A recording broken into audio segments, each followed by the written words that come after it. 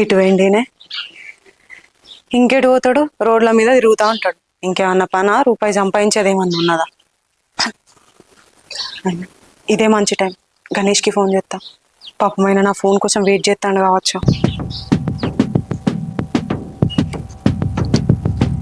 Hello Ganesh. అబ్బా అంజలి, చాలా thanks అంజలి. అయ్యో ఎందుకు గణేష్? అంటే నువ్వు అసలు నాకు ఫోన్ చేయవేమో అనుకుని మస్తు భయపడ్డా అంజలి. అయ్యో నువ్వు చెప్పినాక చేయనా? నిజంగా థ్యాంక్స్ అంజలి. సరే గణేష్, ఏం చెప్తున్నావు? ఏం చెప్తా అంజలి, నీ ఫోన్ కోసం ఎదురు చూస్తున్నా అప్పటి నుంచి. అవునా? ఇప్పుడే మా ఆయన బయటకు పోయిండు, ఇదే కరెక్ట్ టైం అని చెప్పి నీకు ఫోన్ చేసిన.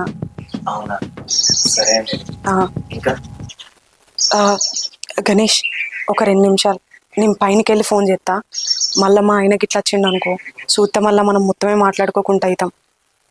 సరే అంజలి, కానీ ఒక్క నిమిషం, బిల్డింగ్ మీద పోకుండా కూడా మాట్లాడొచ్చు కదా, పోయినాక ఎందుకు? సరే గణేష్ చెప్పు.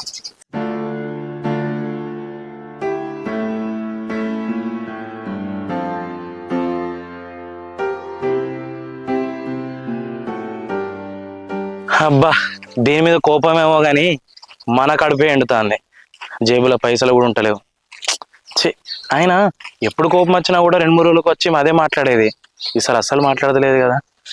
ఏమవుతాయి, నాకైతే అమ్మతోడు ఘోరంగా ఆకలేతుంది. ఇది ఇంట్లో ఇవాళ ఏం వండిందో ఏమో.